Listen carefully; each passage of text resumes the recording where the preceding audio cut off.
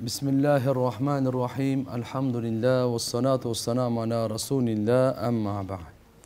Assalamu alaikum ve rahmatullahi ve barakatuh.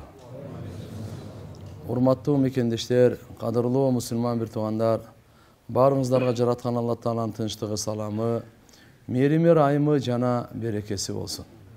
Жараткан Алла Таала барыбызга жакшы күндөрдү, жакшы түндөрдү, жакшы дос, кошуналарды насип кылсын. Жаман күндөрдөн, жаман түндөрдөн, жаман дос, кошуналардан Аллахым барыбыз сактасын. Жараткан Алла Таала bu dünyanı жоқтон бар кылганда, өзүнүн кудурети менен, өзүнүн каалоосу менен, Алланын кудуретинде эч бир шерик жок. Каалоосунда да шерик жок. Буйругу менен жаратты, ааламда көрүп турган бардык нерсени. Күн болсун, ай болсун, асман болсун, жылдыз болсун, жер, суу, тоо бардыгын өзүнүн буйругу менен. La yushriku fi hukmihi ahada. Allah özün hükmünde biröөнү да şerik kılbaydı. Biröödөн jardam surabaydı. Biröödön kengeş surabaydı. Hiç kimdin jardamına, kengeşine muhtaç emez. Жалгыз zat. Özünün meğrimi menen, rayımı menen adam balasını jarattı. Adam balasın dünyada baktılуу kılış üçün өзүнүн тарабынан пайгамбарларды жиберди. Кээде китептерди түшүрдү.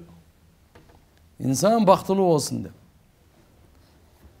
Жарык жашоо алып келди. Алар нурлуу жашоо алып келишти. Адам кандай жашаш керек, ошонун жашоону үйрөтүп кетишти. Акыркысы пайгамбарыбыз Мухаммад алейхиссалам. Бардык пайгамбарлар айткан сөздү айтты. Bir Allah'ını tanıgıla, bir Allah'a baş iğile. Dünya ahiretine oңолот. Dünya ahiretine baktılı olat. Peygamber sallallahu aleyhi ve sellem jana bardыk peygamberler kıyamatga çakırgan. Kıyamat var, ölgöndөн kийин тирүүлүү бар. Адам баласын кылган жакшы жаман ишине Алла Тааланын тарабынан жооп болот.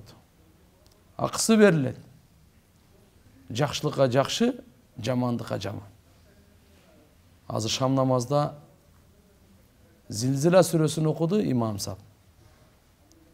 Faman ya'mal mithqala darratin khayran yara wa man ya'mal mithqala darratin sharran yara. Allah Taala aytат, kim kıpın bara var, bir жакшы iş kılsa, sözsüz oşonun soğuğun göröt. Жакшылыгын көрөт, берекесин көрөт, сыйлыгын көрөт. Алла Тааланын тарабынан бериле турган белектерди көрөт. Ким жаман иш кылса кыпындай, анын дагы жазасын көрөт, азабын көрөт, бактысыздыгын көрөт. Адам баласы дүйнөгө жөн жаралган жок. Ар бирибиз жаратуучубуз Алла. Ар бирибизге gün sayın Allah ömür veriyor. Her birimizin жүрөктөрүбүздү Allah sokturuyor. Uykunu bergen dagı Allah. Oygotkan dagı Allah. Akıl es, öң түз, amandık, ırıskı bardığın kojoyun özü. Özü berүүчү, bölüştürüp berүүчү. Allah'ını istep yaşaylı. Allah'a şükür kılıp yaşaylı. Allah'dan geçirim sorap yaşaylı. Allah'dan jardam sorap yaşaylı. Biz barыбыз muhtaçbыз. Жараткан Алла Тааланын эң негизи дем алганда, ичкенде турганда бардык эле кыймыл аракетте muhtaçбыз го. Бирок негизи биз туган Алла Тааланын хидаятына muhtaçбыз. Ошон үчүн ар бир намазда Алла Тааладан хидаятын сурайбыз. Ya Allah, түз жолго салгын бизди. Тура жолго салгын. Жашообуздун жолу кыйшыйбасын. Жашообуздун жолунда адашпайлы. Тандаган жолубуз, жашообуздун тандаган жолу бейишке алып чыксын да, дозокко жеткирип койбосун. Алла Таала разы болгон, өзүн таза кармаган, бактылуу Алла Тааланын сүйкүмдүү бенделеринин катарына кошсун. Ошондой жолго түшөйлү. Ихдинас сиратал мустаким. Сиратал лазина ан'амта алейхим. Алла Таала бизге түз жолду көрсөткөн. Түз жол кайсы? Өз чечмелеп берип атат. Өз чечмелеп берип атат. Өзүң белек тартуулаган адамдар бар, алар кимдер? Набийи, сиддики, шухада, солихи, 4 түрлүү адам. Бирөөсү эле пайгамбар, 3-өө аулиялар. Вилаят, сиддикин, сиддик деп.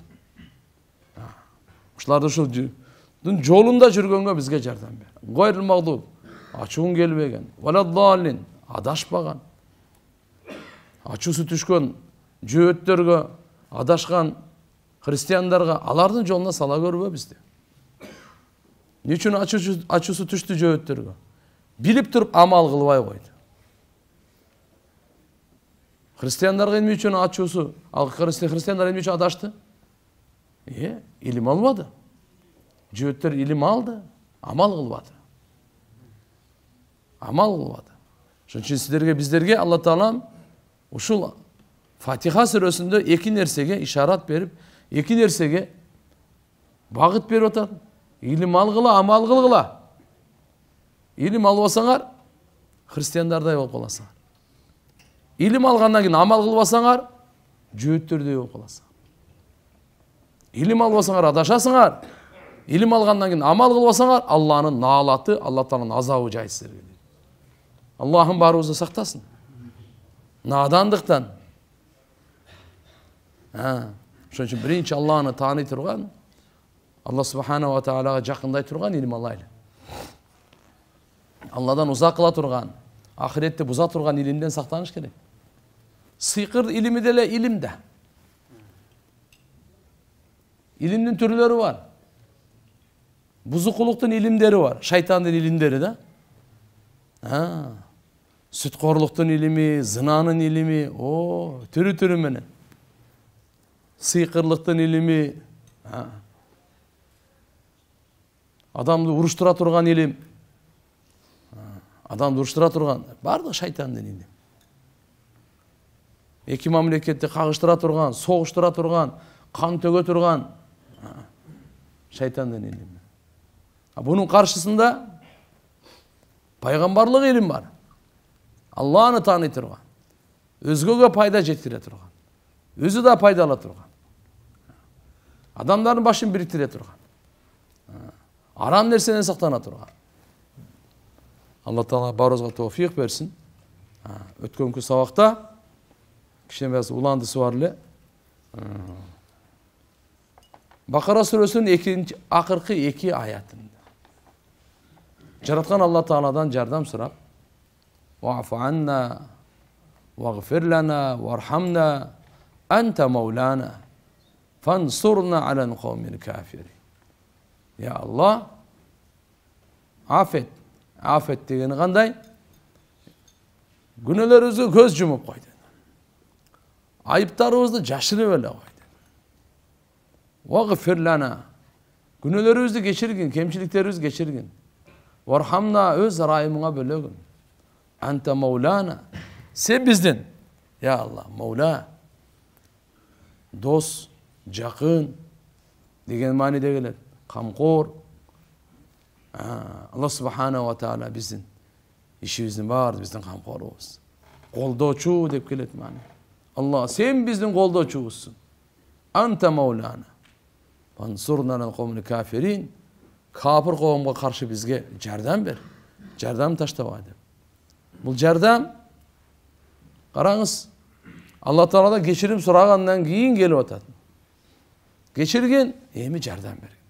Демек күнөөлөргө биринчи тооба кылайлы, анан жардам сурайлы. Арам нерселерди кыла берип эле анан кийин дагы жардам сурай берип, андай эмес. Арам нерселерди ташта, андан кечирим сура, эми Алладан жардам сура туура жолдо жашаганга. Ана Алла Таалам кандай жардам берет экен. Мен мындай туура жолдо жашай берейин, ошол эле кезде арам ишти да таштабай алып жүрө берейин. Бул болбойт. Анда болбойт. Ошо фасык деп коет муну. Namazda okuy berem, ошо менен биргеликте кумарда ойной берем. Намазды эле окуй берейин, кичине уурулук деле кылып кое берейин. Намазды эле окуй берейин, эч ким жокто зына деле кылып кое. Астагфируллах. Болбойт ал. Мечитке деле келе берем, анча башка жака деле бара берем деди. Жок. Андай болбойт ал. Ал өзүбүз алдаганда алчы. Ал шайтандын азгырыгынан толук кутула элек. Өзүн алдап, өзүн соротуп, шайтан күнөөнүн дамын кичине берип койгон да. Күнөөнүн дамын берип койгон. Сыра салыштырат. Ал ана арам иштерди кылып жүрбөй, намаз окуган. Сен го намаз окуп атасың го. Ой, астагфир. Шайтан ушундай куу. Ошон үчүн шайтан. Динибизде Аллахнын буйругун аткаруудагы ибадат, тыйгандан тыйылуу да ибадат. Экөө тең ибадат.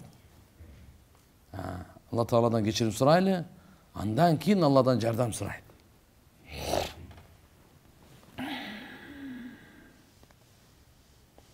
Эң жаманы ад-дунуб вал-атам атаратым фи тарикин наср ва раф'ил бала, лакиннаху ашадду дараран алал умма ида фуилат фи айямил фитан ва михан. Күнөө өзү жаман нерсе да, арам. Бирок эң жаманы адамдын башына бале түшкөндө дагы деле күнөө кылып атканы.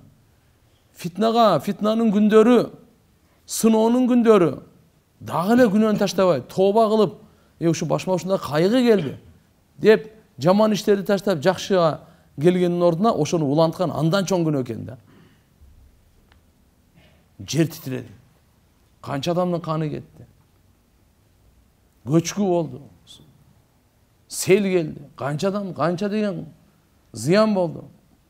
Ошол учурларда ушундай кыйын оор күндөр келгенде, кой деп Алла Таала айтат, бу дүйнөдө бир аз кыйынчылык менен силерди азабын даамдаттыртабыз. Кайтууңар үчүн дейт. Эмне үчүн? Ошол жаман иштерден кайтууңар үчүн дейт. Максат ошол. Чоң азаптан мурда. Чоң азабы ахиретте. Ахиреттин азабын алдында бу дүйнөнүн сыноо азаптары, балелери кыпын. Иншалла, эң жаман мынакей сахаба айткан экен. Сахаби ибн Сахаби, Нуъман ибн Башир, сахабанын баласы сахаба, атасы да сахаба, өзү да сахаба. Радияллаху анхума. Алла разы болсун алардан. Иннал халаката куллал халака ан ту'мала сайyiat fi ayyamil bala деген экен. Караңыз. Толук бактысыздык. Күнөөлөрдү кылуу бале күндөрү дейт да. Адамдын башына түшкөн бале, кыйын, ушундай сыноо күндөрү, жамандык күндөрү, күнөөнү дагы токтотпостон улантуу, ушул толук жок болуунун аты дейт. Эң жаман нерсе деп атканы. Алымдар айткан экен, даби бимарахими тауба жарха диник варруха асрау мин тарфатил айн. Диниңдин жаракатынчы, тообанын мындача айтканда мазы менен майлагын, дарылагын. Каерде диниңдин жаракаты бар. Ошо менен ал жерде дарыла. Ал жерде сакайт. Дарысы менен, тообанын дарысы менен сакайт. Көрөсүн, кандай болот дейт, анын сакаюусу игиде. Анын сакаюусу көз ирмемден да тез болот дейт. 1 күн, 10 күн деген эмес, көз ирмемчен. Ошон үчүн динде, ишенимде, ибадатта, мамиледе, кулк мүнөздө канча кемчилигибиз болсо, тооба менен дарылайын. Тооба менен дарылайын. Жардам сураган Алла Субханаху ва Тааладан жардамынан мурда дагы истигфар бар, жардамынан кийин да истигфар бар. Аз биринчи айтып аткан бул аятта вагфир лана, андан кийин вансурна болуп, бизди кечиргин, жардам бергин деп. Жардам бергенден кийин дагы кечиргин деп. Я Алла кечиргин. Бул эмне үчүн десе, аламат ала шукр. Бул şükürçülükкө bir belgi болот экен. Allah Taala'nın жардам бердиби sizge? Дагы Allah Taala'dan geçirim sorasanız, bu şükürçülüktün belgisi. İza caa nasrullahi vel fath ve ra'aytan nase yedhulun fi dinillahi afwaja fesebbih bihamdi rabbika vestagfir innehu kana tawwaba. Nasr suresi var. Jardam degen sure. Bu sure katarı Kur'an-ı Kerim'de en akırkı düşkön sürelerden biri de.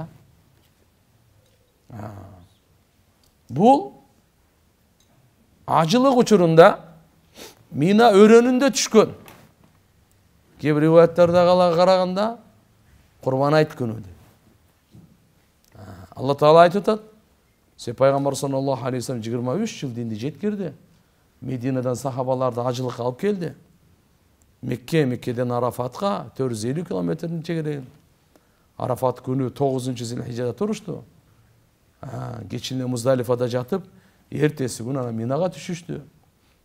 Mina'dan ki Peygamber şeytanға taşlayıp, kurbanlık çalıp, 63 tö. Öz kolu meni. 100 tö. 37'sini Hazreti Ali Razı'nın çaldı. Peygamberimizin ömrü 63, 60 tönü Peygamberimiz özü çaldı. Çaşını aldırdı, kırdırdı. Oşol vaxtağı düşkün de Allah Subhanahu wa Ta'ala'nın ayatında kaçan Allah'ın jardamı gelgende. İza caa nasrullah vel fath Mekke jеңүүsü bolganda. Wa ra'aytan nasa jana sen görösün adamlardı yadkhuluna fi dinillahi afwaja top bolup İslam dinine girip atkanların görösün. Allah'ın jardamı degende toğanlar asmandan altın cahit dep düşünböңүz. Allah'ın jardamı degende toğan adamlar iman yoluna düşkönü uşul Allah'ın jardamı. Adamlar şeytan yolunu taşlap imandın yolunu tandagаны uşul Allah'ın jardamı bu. Araktı, kumardı, zınanı, karakçılıktı, zulumduktu, aldamçılıktı, uğurluktu taşlap tüz yolga düşüp atsa, imandın yoluna gelip atsa, kiçbeyildiktin, ibadattın yoluna gelip atsa, adam gerçiliktin yolunu tandap atsa, meçittin yolunu tandasa, davattın yolun, ilimdin, takvalıktın yolunu tandasa, buna uşul Allah'ın jardamı. Allah Teala'nın jardamı. Allah'ın jardam girende görösün adamlardı deyin. Top imanga gelip atkana. Elhamdülillah. Ağlam жалпысынан Kırgızstan özgöçö. Allah Teala'nın bizge elhamdülillah jardamı jaşlarыбыздан көрүp атабыз. Elibizden görüp atabız. Amandığına şükür kılaylı. Jeribizden, jurtubuzdan amandığına şükür kılaylı. Dindin erkindigine şükür kılaylı. Xudaga şükür. Jaşlarыбызга, kızlarыбыздагы, baldarыбыздагы kelip atkan öçöt çoğun kuvanıştın elhamdülillah kavarı da bolçu. Gelecekteki öte çoğun kuvanıştın kavarı bu. Allah'a çeksiz şükürler. Çeksiz şükürler elhamdülillah. İman menen yaşasa kembagal da baktılуу, bay da baktılуу. Az yaşasa da baktılуу, köp yaşasa da baktılуу. Bii olsa dagı, jönököy olsa da. İman menen yaşasa erkek ayal ayrılmaz yok. Bar baktılуу. Perzenti bolobу, bolбой бар baktılуу. Үйü barı жоқ, kızıktırbayt, бар baktılуу. İmansız yaşo, korko turgan uşul. Korko turmuşsun. Allah'ın azabı kapısından gelet de. Kapısından gelet. Allah'ın barı saklasın. Uşul jededem ne dep atat? Fasabbih bihamd. Allah'ın jardamı geldi mi? İyi mi? Robuna maktoo aytı menen birgelikte tasbihsin bayan kıl. Arula. Mındayça aytkanda Allah'a maktoo da ayt. Allah Teala'ga, Allah Subhanahu wa Ta'ala tasbih da ayt деген сөз. Vestagfir, Allah Teala aytat mınaki. Jardam geldi, jardam gelgenden keyin dagı Allah'dan geçirim sıra. Birincisi jardamdan murda Allah'dan geçirim sıra. Jardam geldi, jardam gelgenden keyin Allah'dan geçirim sıra. Buro geçirimdi jaşooңда bir elhamdülillah uran kılıp al.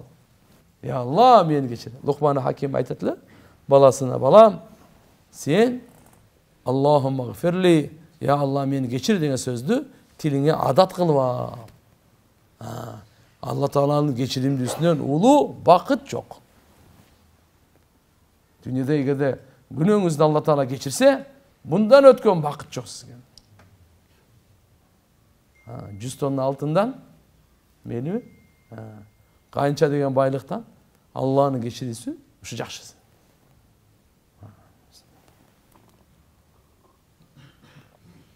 Айша радиаллаху анха енебиз айтканда,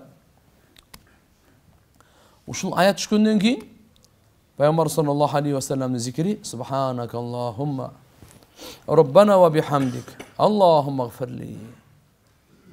Ya Allah, sen aruz zatsın. Robussun, sana maqtoo aytı menen birgelik. Menin günüm geçir dep. Rüküde, secdede Allah Teala'nın Subhanaka Allahumma Rabbana ve bihamdik. Allahumma gfirli ve li muslimin. Meni da Müslümanlar da geçir dep. Köşe inşallah Jaratkan Allah Teala'dan daima kemçildik katalarımızga, günelerimizge geçirim sorap duraylı. Biz gede bilip kılabız, gede bilbey kılabız. Güneler köp de, doltuna. Bismillahirrahmanirrahim. Bul ötkön sabaqtın ulandı sele, emi canı sabaq. An Adi ibn Hatim at-Ta'i radıyallahu ta'ala anhu قال بين أنا عند النبي صلى الله عليه وسلم إذ أتاه رجل فشكاه إليه الفاقة ثم أتاه آخر فشكا إليه قط السبيل فقال يا عدي هل رأيت الحيرة؟ قلت لم أرها وقد أنبيت عنها. Adi ibn Hatim degen Hatim Tay dep koyat radıyallahu anhu sahaba bolgan. Bul uşul İslamdagı akırkı doğurdu 9. hicri Peygamberimiz dünyadan kaytardan 2-1 yıl murda imanға келген kişi болған. Adi ibn Hatim dep. Uşul aytat Peygamber sallallahu aleyhi ve sellem'ga bir kişi geldi dağı arızdanıp kaldı. Jakırçılıktan. Kajetini aytıp, kembaldığı, muhtaçlığını aytıp, şunda kıynalıp ataman da. Daha başka bir kişi geldi dağı alda arızdanıp kaldı. Karakçılardan. Yol aman emez. Karakçılar çıka kalı öyle. Mal mülkün tartıp alat. Gede gezeye gelse öldürüp de öyle koyuyor. Diyak biyak demeye kalıptır. Bu arızdanıp kaldı. Peygamberimiz oşonda Adi aytat boyu. Men Peygamberimizin aldığında oturat elem deydi. Ata Adi. Adi. Peygamberimiz aytdı Adi dedi. Sen Hira'nı görgönsün mü dedi. Hira degen bir Irak'tagı bir jerde aytat. Şahar var. Hira degen. Hira'nı görgönsün mü dediler. Muzak'ta Medina'dan bir to öyleç. Bul ayttım yok. Bul ayttık yok. Görgön yok mu dedi. Peygamberimiz sallallahu aleyhi ve sellem'ga kavar beliptir Hira turasında. Allah Teala'nın tarafından bu kıyamatın belgilerinden bolup eseptelinет. Peygamberimizin mucizası bolup eseptelinет. Peygamber sallallahu aleyhi ve sellem Hira degen şahardı görgön jokmun deydi. Biroq oşol boyunca kavar berip aytып atat. Fain talat bike hayat. Ege de sen ömürün uzun bolsa degen söz. Köp yaşasan degen. Peygamber duşu. Ege de sen ömürün uzun bolsa, köp yaşasan degen sözdün içinde bir söz var da. Adi ibn Hatim turalı gelet 120 yıl yaşagan eken. Peygamberimizin azırlık aytkanın bardığın gözü menen görgönde. Peygamberimiz aldığını alı aytıp koyganda. Şunça aytıp atkanı. Ege de sen köp yaşasan deydi. La tarayanna azda'inata tertahilu minel hira hatta tatufa bil Kaaba la takhuf ahadan illallah. Uşunday zaman gelet dedi. Sen bir ayaldı göresin. Dayına dep ayaldı aytadi. Şunda bir ayaldı göresin. Oşul Hira'dan, Irak'tan tartıp. Peygamberimizin şahırı kayakta turat. O Mekke kayakta turat. Kaaba'ya gel tavaf kılıp ketet. Birönün dağı korkpoyt Allah'dan başka değil. Demek yol şunday aman bolot. Karakçılık, marakçılık, bürö jaman göz salat, bürö da jamandık kılat. Çok anday bolboyt. Mınanday doğru gelet dedi. Kultu fima bayni ve bayna nafsi. Adi aytat, uşu sözde aytkanda men жүрөгүмдө özüme ayttım deydi de. Fa ayna du'asru ta'i alladina sa'arul bilad. Mına жерде karakçılar var go. Tay деген ошо жерде да урдан. Bu bardığın шаардын бардығын тополон кылган, от салган, отты кайнаткан, каракчылар каякта калат деп. Аман эмес экен да. Кечинде бир адам калып кетсе чатак. Бул болсо пайгамбар саллаллаху алейхи вассалам буну айтат, Хирадан Меккеге чейин эч кандай коркунуч болбойт депчи. Бул тай өзүнө өзүм айттым деп атат да. Бул тайдын бул жердеги каракчылары каякта калды булар? Бардығын өрттеген, бардығын талқалаган. Андан кийин пайгамбарыбыз айтат, "Валайин талат бика хаят", эгерде сен көп жашасаңчы, "Ла туфтаханна кунузу Кисра", Кисранын казыналары ачылат дейт. Силерге Кисранын казыналары ачылат. Ал жерде Мединада турганда, бул өзү арабтар өтө төмөн, абалы төмөн калп болгон да. Пайгамбар саллаллаху алейхи ва саллям келип караңгыдан нурга чыгарганчы. Эми Кисра ал убакта Кайсар менен Кисра деген эки чоң ушундай суперпауэр державалар болгон да. Кайсар деп коет, бул Рум империясы болгон. Кисра дегени бул Перс империясы болгон да. Рум империясы алар китеп ээлери, китеп түшкөн христиан жөөттөр. Перс империясы болсо булар от парастар болгон да. Отко сыйынган.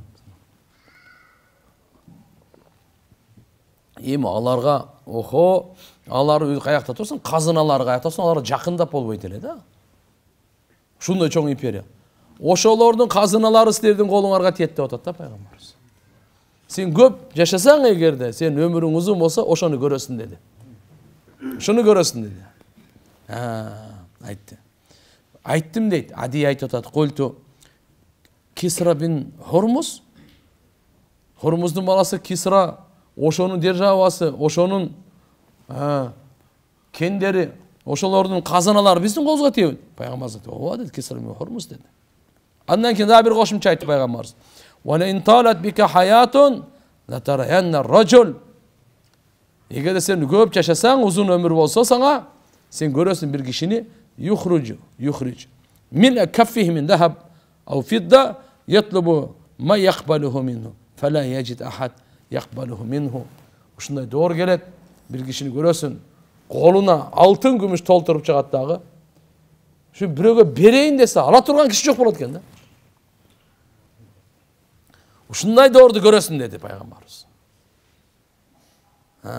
Азырго мына жакырчылыкка арызданып келди. Азырго мынаке каракчыларга арызданып келди. Ушундай авал, ушундай күн келет, ушундай түн келет. Экөө келип арызданып атпайбы? Бирөө жакырчылыгына, бирөө болсо жолдун амансыздыгына. Пайгамбарыбыз экөөнү тең айтып атат. Жол ушунчалык аман болуп калат. Хирадан Меккеге чейин келип, спокойно тавап кылып кетет. Бир дагы ага жамандык болбойт, эч кандай коркунуч болбойт. Коопсуздук андай мындай жакшы. Экинчиси ушунчалык силер Кисранын кем байлыгына, Кисранын мал мүлкүнө ээ болосуңар дейт пайгамбар саллаллаху алейхи вассалам. Ушундай байлык болот, бир кишини көрөсүң, колуна алтын толтуруп чыгат экен, аны кармап, канча көтөрө алса. Эшке чыгып издейт экен, ушу ким менен кабыл алат деп. Издейт экен, айтып атат мынакей. Ятулубу май яқбалу минху. Ким андан кабыл алат? Издейт экен. Фала яджид ахад. Бирөөнү да таппайт. Яқбалу ала турганчы. Мынандай күн болот. Андан кийин айтты. وَلْيَلْقِيَنَّ اللَّهَ أَحَدُكُمْ يَوْمَ يَلْقَاهُ وَلَيْسَ بَيْنَهُ وَبَيْنَهُ تَرْجُمَانٌ. Билип алла бирөөңөр, силер дейт, бирөөңөр. Робусуна Алла Таалага жолугат. Ушундай күнү ал менен Аллахтын ортосунда эч кандай котормочу болбойт дейт. Ютаржиму лаху, которуп бере турган сөзүн. Суроо жоопторго которо турган. Жок, ар бир адамга Алла Субханаху ва Таала түздөн түз суроо берет, түздөн түз жообун алат, ортодо ортомчул котормочу болбойт. Пайгамбарыбыз хадисте ушуну дагы айтып атат. Не деп атат? Фаякуланна, Алла Субханаху ва Таала сөз айтат экен. Не деп? Alama basileyka rasulan fayuballigak. Men seni paygambar sana sizlerge deydi. Sana paygambar жибербедим бе? Sana Allah'ın hükümlerini жеткире турган. Allah Taala paygambar жиберди bizge. Allah Taala'nın dinin, hükümün, Kur'an'ın bizge bardın жеткирди. Ошентип Allah Taala сурайт экен андан. Men sana paygambar жиберген жокмун, Allah'ın hükümün жеткире турган. Dese, fayaqulu bala жеткирдиң деп бенде жооп берет экен Allah Taalaga. Fayaqulu Allah aytat экен: "Ala mu'tik malan wa uftila aleyk." Men sana mal mülk berbedim be? Sana ошундай bir артыкчылык, айкөлдүүлүк кылып, мүмкүнчүлүк, жакшылыктарды бербедим бе? Fayaqulu aytat экен: "Bala." Ого бергенсиз деп бардыгын мойнуна алат. Fayanduran yaminihi fala yara illa cehennem. Оң жағын қараса дозоқ тұрады. Так. Ваяндуру ан ясарихи фала яра илля жаханнам. Сол жағын қараса да дозоқ тұрады. Бұл кімге? Кім иман келтірбей, Аллаға баш ийбей, күнөөлөрдөн арылбай жашаган адамга айтыла турган сөз кетип атат да. Бара андай кылбай, эрте Аллага жолуга турган убакыт узак эмес тугандар. Ал өтө эле узак эмес, шайтан айткандайчы. Шайтан азгыргандай Аллага жолуга турган күн бар го, алыс эмес. Алыс эмес ал. Дозоктагы, бейиштагы адамдан узак эмес. Абу Бакр Сыддык разияллаху анху да айтылат го. Пут кийимдин боосу бар го. Бейиш саңа пут кийимдин боосунан да жакын. Дозок саңа пут кийимдин боосунан да жакын. Узак эмес булар. Узак эмес. Аллага жолкон күн деле узак эмес. Жаратуучубузга жолугабыз ар бирибиз. Ким сизге көз берди, ошого жолугасыз. Ким сизге акыл берди, ошого жолугасыз. Ким сизге жүрөк берди, ошого жолугасыз. Ким сизге кулак берди, өпкө боор берди, бир тамчыдан татынакай кылып жаратып өмүр, ырыскы берген, сөзсүз жолугасыз. Узак эмес ал жолугу. Пайгамбар саллаллаху алейхи ва саллям деди, ушуну айтып атат. Буга чейинки хадис, хадисун набави. Bundan kийинкиси хадиси кудуси. Пайгамбарыбыздын сөзү келелер, буга чейинчи Адийге айтып атканычы. Эми бул жерге келип туруп, ушу хадистин уландысында Алла Таала мындай деди, Аллага жолугасын деп атат да. Аллага жолугасын, ушундай күнү котормочу болбойт, Алла айтат сага. Ушуну пайгамбарыбыз айтат, Алла айта турган күн келет экен. Ошо сөздү уга турган күн келет экен. Мен сага пайгамбар жибербедимби? Алла Таала бизди пайгамбарыбызды жиберди. Allah Taala жиберди. Кул я юхан нас инни расулуллах илейкум жамиа. Allah Taala пайгамбарыбыз айткан, айткын ey Muhammed. Ya eyyuhan nas, ey adamlar. İnni rasulullah ileykum cemi'a. Men barыңарга Allah Taala'nın rasul, elçisimin, sizlerge жиберилген. Эмне үчүн келди пайгамбарыбыз? Таблигур рисала. Пайгамбарыбыз келгени максат ошол. Алланын аманатын жеткириш үчүн келген.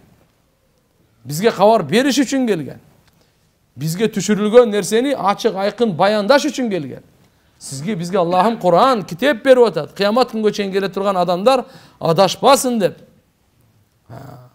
Акыйкатты тапсын, акыйкатта жашасын деп. Ошону келбеди эле десем, эмне экен? Мойнуна алат. Ооба. А бир эчтеке кылган эмес, жакшы кылган эмес. Кала Ади айтат. Ушу сөздү айткан Ади бар эле жандачы. Ушу айтат атпайбы? Самияту наби саллаллаху алейхи ва саллям якул, пайгамбарыбыз мындай деп айткан уктум дейт. Ошондочу. Иттакуннар валау бишикки тамратин. Дозоктун отунан өзүңөр сактап калгыла. Жарты курманы садака кылып болсун да. Жарты курма. Толук эмес, жарты. Bir kurmanın sınığınça, şıkkı tamıra. Kurmanın sınığınçalık bolsa dağı, beçerega ber, kembagalga ber. Özüңdü dozokton otlan. Uşu sadakaң, kiçinekey olsa da sen kiçinekey деп eseptebe. Allah'ın aldığında öte çoğun bol. Sen ege de Allah üçün bere turgan bolsoň, uşu kiçinekey sadakaң dozokton otundan kutkarıp kalat. Dozokton otundan kutkarıp kalat. Şoň üçin aytat da. Dozokton otu, mınal okyanlar men öçpeyt. Tınç okyanı, Атлантика океаны, Индия океаны. О, Северный Ледовитый океан. Мына жағын қарасы, түштіктен қара. Бұл океандардың барын біріктіріп тұрып, дозоқты өшірген десе, өшпейді. Пожарда бізде не алады? Су менен барады, не менен барады? Бызылдатты. Өшіріп келеді, су менен от бір-бірімен тескері да. Су менен от бір-біріне қаршы. Су бол жүрін, от болбойды, от болса су болбойды дегенде. Bir-birine karşı da daima bir-birine muştaşat bu. Öçmeydi. Dozoktan öte otu tamaşamayız da. Bir göz jaş menen öçet da. Adamın göz yaşı kança bir tamçı su menen öçet. Uşunda okyanlar menen öçmegen dozok bir tamçı su menen, bir tamçı su. Ya Allah, Allah'dan korkon bir tamçı su dozoktan otun öçürgөнгө жетишти. Не деп атат пайгамбарыбыз? Ади айтат, пайгамбарыбыздан уктум мындай деп айтканын. Иттакуннар. Дозоктун отунан сактангыла, сактангыла. Өзүңөрдү сактап алгыла. Валау бишикки тамратин, бир курбанын сыныгынчалык садака берип болсун. Фаман лам яжид шикка тамратин, фабикалиматин тайyiba. Ким жарты курман таппаса, жарты курма садака бергенге жарты курма да таппай калдың. Колда эчтеке жок. Bir som жок, жарты курма жок.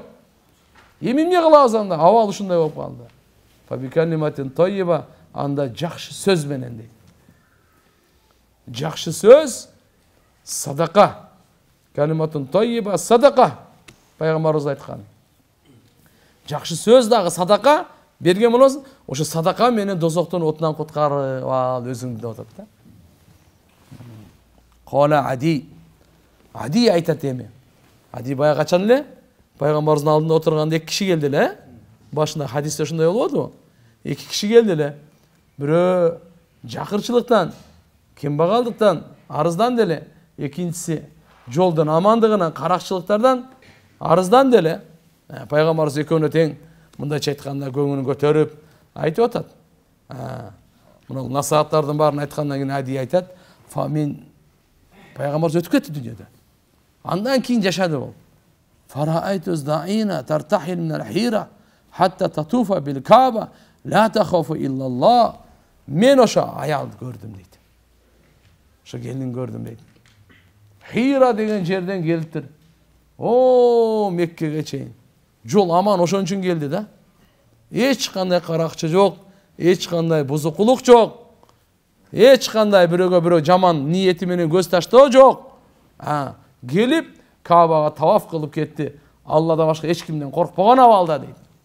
Алладан гана корккон абалда. Каракчылардан эмес. Аман экен жолдо. Ва кунту фиман ифтатаха кунуз Кисра ибн Хурмуз. Жана мен ошол Кисраны байлыгын, алардын кендерин, алардын мүлктөрүн жеңип, ошолорду колго алгандардын катарында мен дагы бар элем дейт. Пайгамбарыбыз айтпады беле? Мына ошол катарында ошол. Эгерде сен узун өмүр жашасаң ушуну көрөсүң деген эле. Я. Кисранын салтанаты, бадышачылыгы, байлыгы, мүлкү силердин колуңа тиет дегенде. Ошодон аларды жеңгенде, ошол жерге алхамдулилла арасында мен да бар элем. Валин талат бикум хаятун латараунна ма кала наби саллаллаху алейхи ва саллям Касим саллаллаху алейхи ва саллям юхриджу мил каффи. Кийин айтат мындай деп. Эгер силердин ушуну айтып атат, Ади айтып атат да. Эгер силердин жашооңор узун болсо, эми пайгамбарыбыз саллаллаху алейхи ва саллямдын үчүнчү дагы айтканы бар, аны дагы көрүп каласыңар го дейт. Ал кандай? Алтынды көтөрүп көчөгө чыгат дагы, ала турган, кабылга турган киши таппай калат да. Ошол болгон. Умар ибн Абдулазиздин доорунда. Умар ибн Абдулазиз деген халифа болгон. 2 жыл бир аз айы менен башкарып турган, анан дүйнөдөн өткөн. Бирок ааламды, мусулман дүйнөсүн адилеттүүлүк, таквалык, сүннөт менен толтурганда. Алла Таала ушунчалык казыналардын берекелерин ачып койгон. Адамдар ушунча бардыгы бай. Алтын кабыл алганга киши жок болгон да. зекет алган киши болгон эмес. Бүткүл немеди? Болгон эмес. Ушунчалык Алла субханаху ва тааля береке берген. Ой. Бирөө-бирөөгө жамандык кылбай, бирөө-бирөөгө зулумдук кылбай, ушундай жашоо берген Алла таала сүннөттүн берекесинен. Ушуга чейин тарых китептеринде айтылат тугандар, карышкырлар менен койлордун короосу булар чогуу жашап калган экен. Даже жырткычтар, жырткыч бар го эми. Акылы жок алардыкы. Ошолор дагы эчкилерге, улактарга, койлорго, козуларга кол сала албай калган экен да. Мынтип эле карап эле. Курсак топосун эмне салсын? Ниеттери өзгөргөн экен да. Алымдарыбыз айтып калат, субханалла. Алланын тарабынан райымдуулук ушунчалык жааган, адамдардын жүрөгүнө райымдуулук толуп, бири-бирине жаман карабай, жаман күмөнсүрөбөй, жамандык кылбай, жамандык каалабай, жүрөк райымдуулук толсо ушундай болот экен да. Адамдын жүрөгүнөн өтүп, жырткычтардын жүрөгүнө сиңип кеткен экен да. Даже алар уже ушундай жамандык кыла албай калган да. Бул болгон. Бул жомок эмес туган. Бул жомок эмес. Акыйкат болгон бул. Кийин кошумча дагы кээ бир булактардан айтылат. Ушу бир койчу кой кайтарып атып, улагын эчке аралаш болсо керек да, улагын бир карышкыр ала качкан экен да. Андай болбочу экен да. Каршыларын тиякта жүрөт, алар өзүнүн ишин кылат, алар өзүнүн ишин жүрөт. Ала качканда, ташта деген. Аркасынан койт да эми. Аркасынан койнун. Алып качты. Ушундай айткан экен, ай. Умар ибн Абдул-Азиз дүйнөдөн өткөн окшойт деген экен. Чындап эле аныктап келсе, ошол саат, ошол күнү Умар ибн Абдул-Азиз дүйнөдөн кайткан экен да. Караңызчы.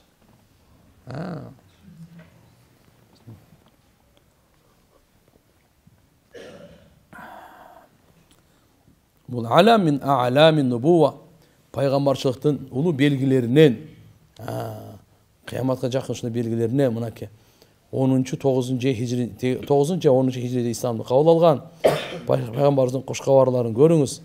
Эмне деген нерсени айтып атат? 120 жыл жашаган, кээ бир жерде келе деген 180 жыл жашаган экен дейт. Кандай болгондо дагы Ади ибн Хатим Таи бул көп жашаган экен. Анан бул жерде пайгамбар саллаллаху алейхи ва саллям суроочуга, ошол жерде отургандарга, Ади ибн Хатимге ислам диндин берекесин, низам системасын кепилдик берип атат. Ким ислам диндей карманып жашаса, Алла таалам амандыкты дагы берет, бейпилдикти дагы берет. Алла таалам бактылуу, райымдуу жашоо берет. Бирок ошол алхамдулиллахга карап туруңуз. Кандай ачарчылык кетти. Жакырчылыкка келбеди беле ал, арызданып кетти. Аллахым берет сизге жашоо. Кооптонуп келген эле каракчылардан. Ал да кетти, амандык берилди. Жыргап жашоо эки нерсе да. Дин соолугуңуз жакшы болсун, эл аман болсун. Бүттү.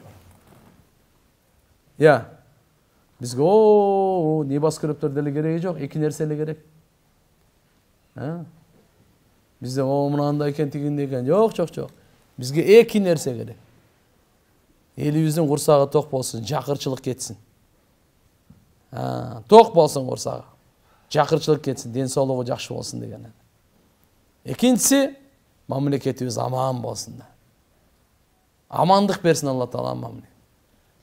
Бир дагы бирөөнүн абирине кол салынбай турган, бирөөнүн малына кол салынбай турган, мал мүлкүнө, бирөөнүн канына кол салбай турган, мынаны амандык деп кой.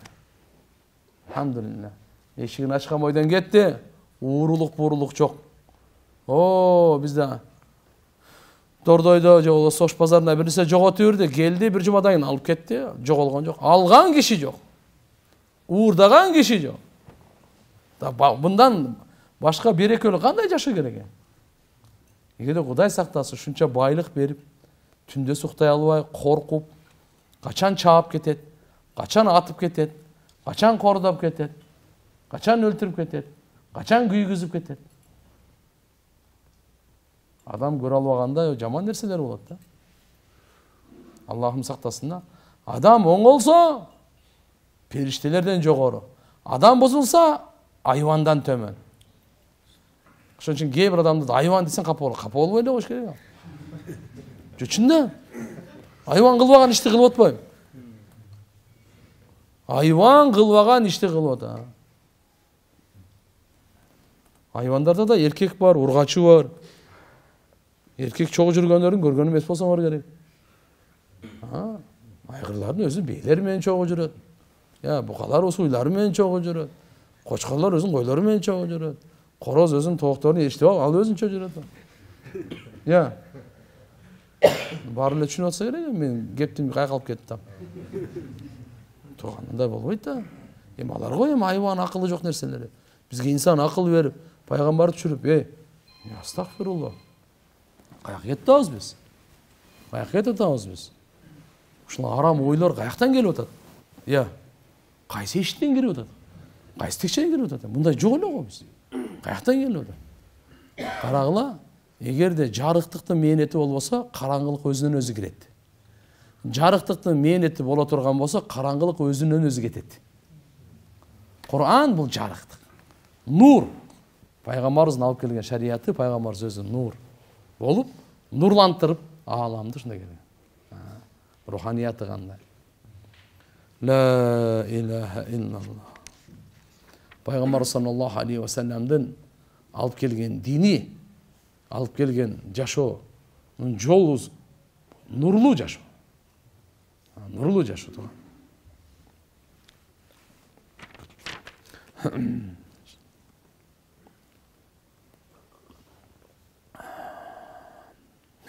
Кичине тарыхтан айтып берейин.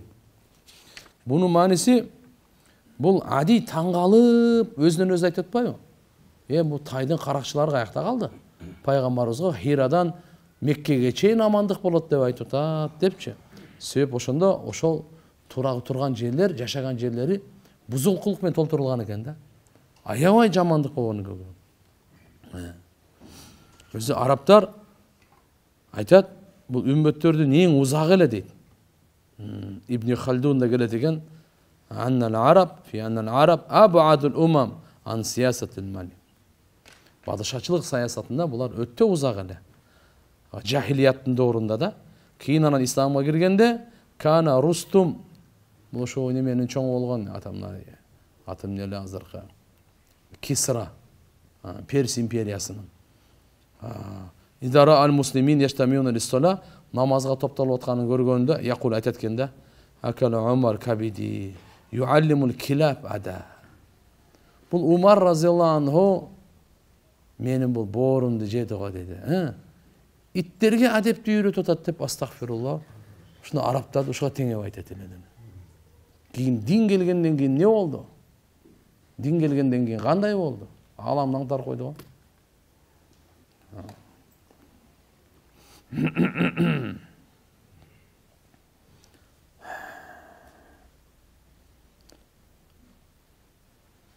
Бул экөнү Ади разияллаху анху экөөнү күбө болду да. Үчүнчүсүн кийин анан кийин айтып кетти. Демек тугандар, адам баласы жалгыз жата турган үйгө амалынын сандыгына, мындайча айтканда кабырына барганга чейин тазаланып калыш керек экен, оңолуп калыш керек экен, өзүн амалдарын Кур'андын стандартына салып, мынакей, өзүн канчалык адам экенин билип калыш керек. Болбосо кабыр адам баласынын амалынын сандыгы. Азыр кылып аткан жакшы жаманыңыз бардыгы кабырда сиздин сандыгыңызга топтолуп атат. Ошол жерге барасыз, ачып көрө бересиз. Тияктан андан да көрөсүз башкасын. Ошон үчүн келиңиздер, урматтуу кыргыз эл.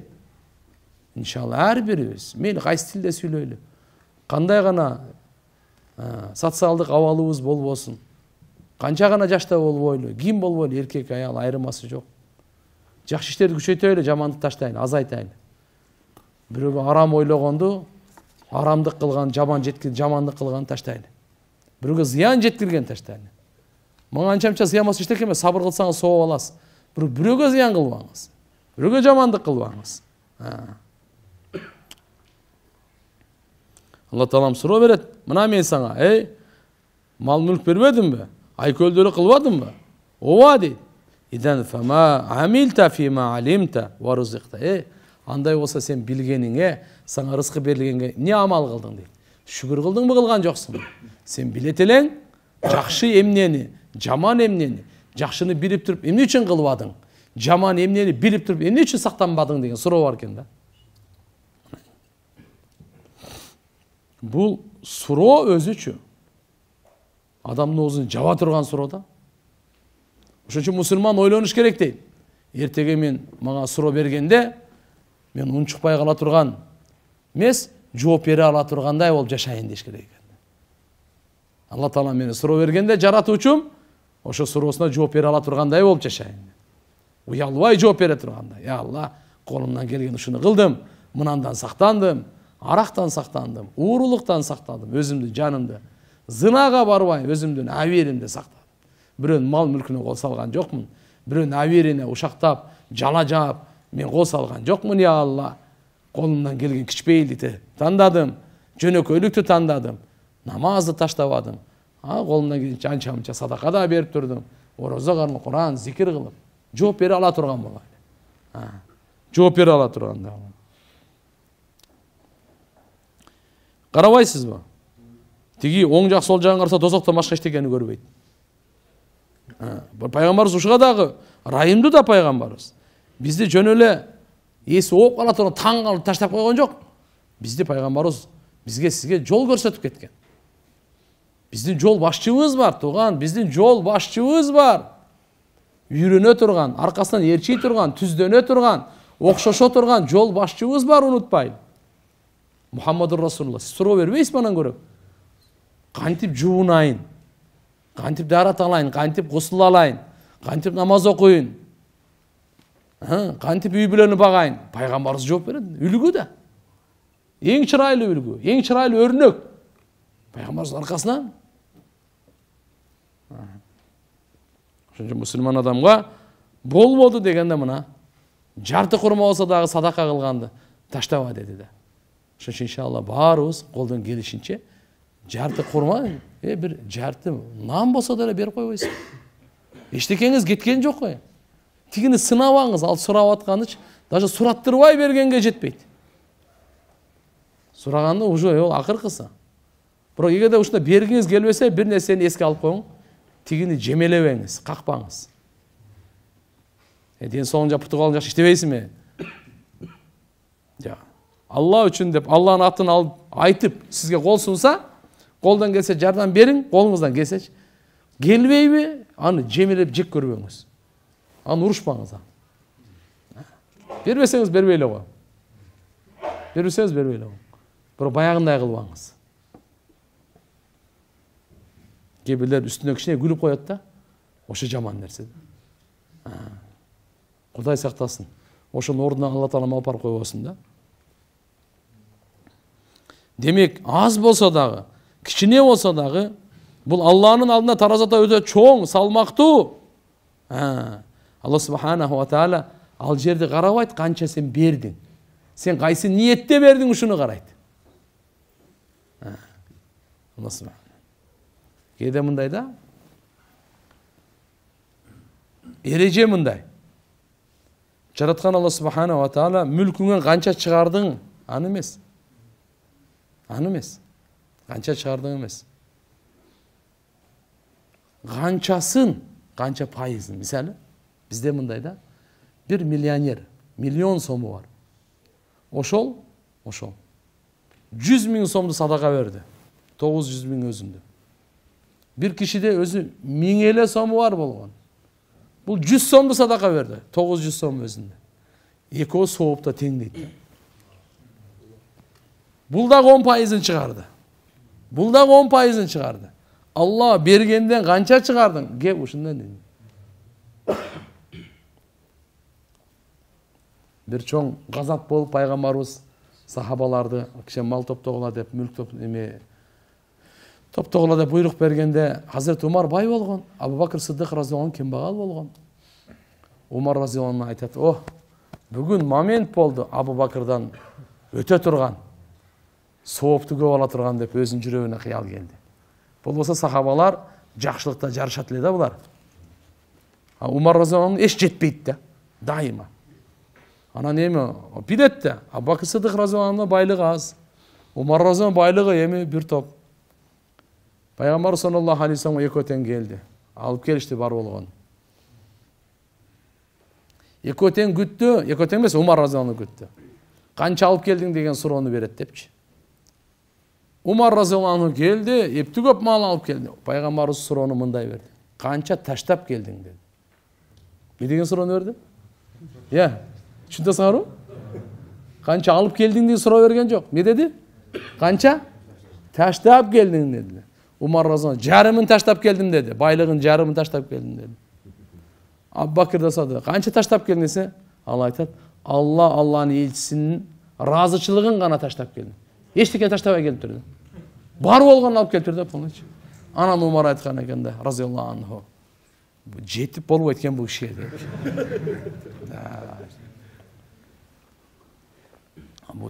Булар ушундай неме болгон туган да.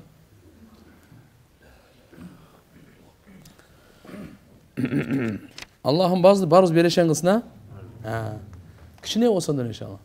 Зыкым, сараң, жмот, андай болбойт.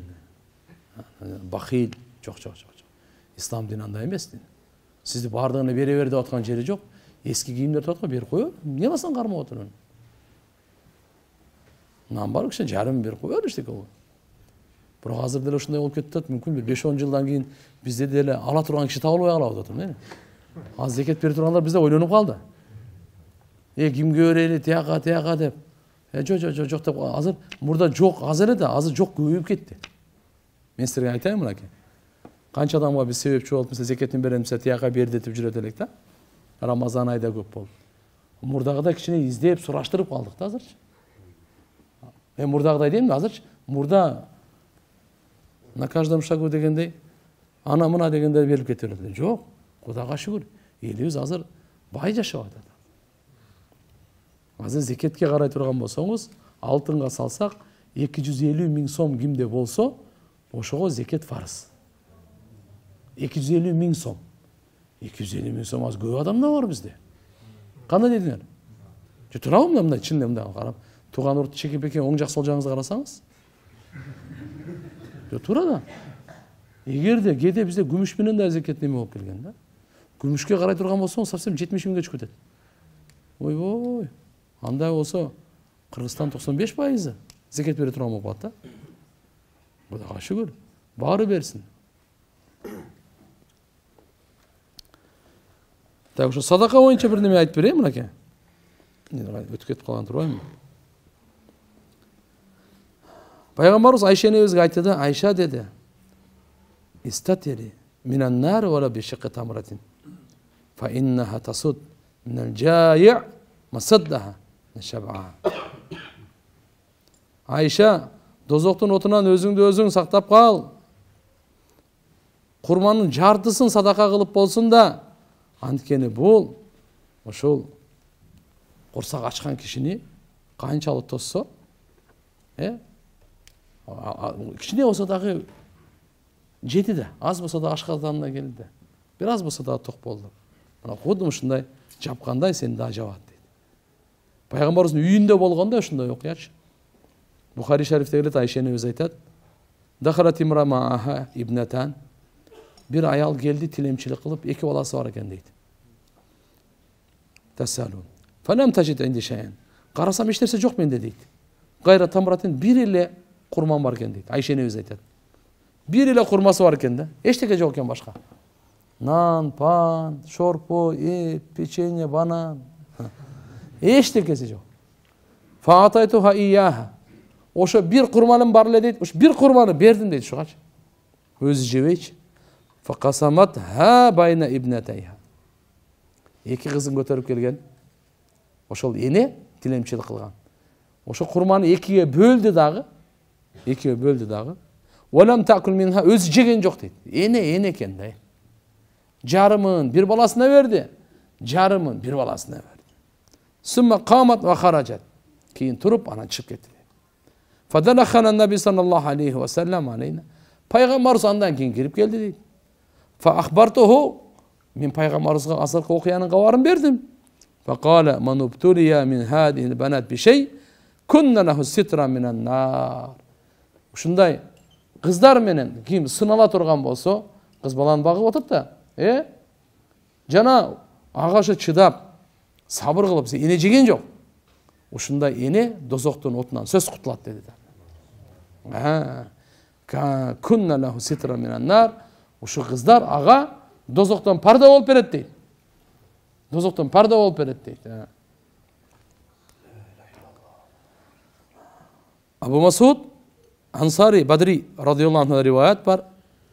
Peygamber sallallahu aleyhi ve sellem kana Resulullah sallallahu aleyhi ve sellem amarna bir sadaka. Kaçan bizge sadaka vergile, kayrımdılık kılıp koygula dep buyruk bergende intalaqna ahaduna ila suq. Biz biröz, biz de ele şo bazarga barat elek deydi. Fatahamala bir nesal kiretlik götürüp fa yusibul mud biraz bolsa da jetip ve inna li ba'dan yawm 100.000 oşa günlerde gebirlerin 100.000'i var le. Biroq mud degen bir az ele ölçemde aytat da. Walaw kana yajid tamratan aw shaqqaha la tasaddaq. Eger oşol kichine de kurma olsa, sınık olsa sadaka vereteli deydi.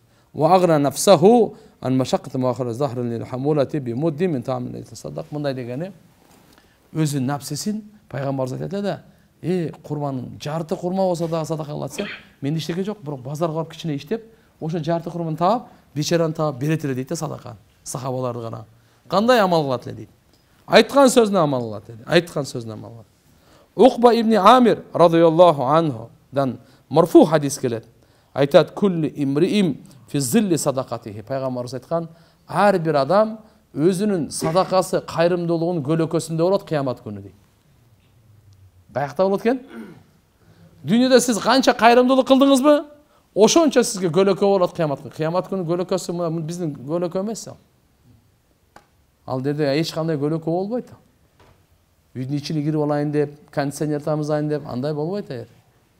Tüp düz bolot, ünkür pünkür, döngsö pöngsö, topo, darak, eşteki ol. Oşunda sizin gölököңүz, sizin bu dünyada bergen sadakаңыз bolup berет. Ne deyip atat? Hatta yufsala baynan nas, adamların ortasında çeçim çıkkanга çeyин ушундай болуп турат. Wa kana Abul Khayr. Abul Khayr kim? Marsat ibn Abdullah Yazani. Bu uşul Uqba ibn Amir'in şakirti de. Uqba ibn Amir bu sahaba. Bu uşul özü Marsat degen sahaba. Tabi'in. Abul Khayr de qo'yadi. Aytat kana hada la yuxtihu yawm illa tasaddaq fihi bi shay. Allah. Olav ka'atan. Aw basat aw kada. Bir daha gün sadaka bermesden ötközgөн emes eken. Biraz nerse olsa dağı berip meyli piyaz bolo, çisnok bolo, kişi jaşılça bolo. Ya. Kişi çöpçar biraz bolsa da ber ötkөtüledi.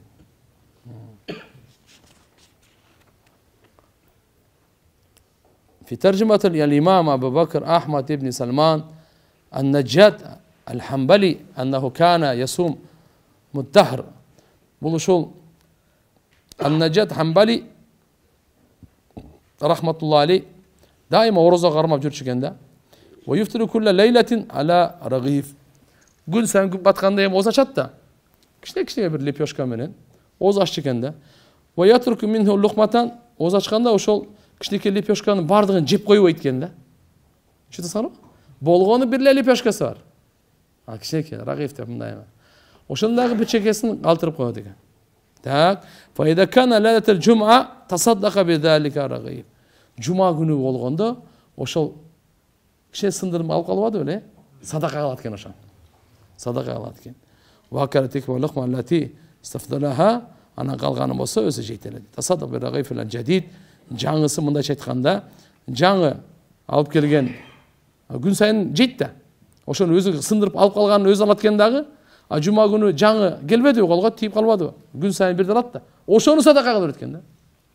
ошону садака кылды. Вакала кисарал ябиса, сынык кургакты өзү жейт дагы. Жума күнү ороза кармаган, ошонун өзү жей турган свежийди садакага берет дагы. Өзү кайсынысын жейт О, ага чейин бир сындырма алып калбады беле? Кургап калган. Ошону жейт эле. Кандай адамдар болгон, а? Субханалла, субханалла. Алла таалам туугандар, дозоктун отунан баарыбызды сактасын.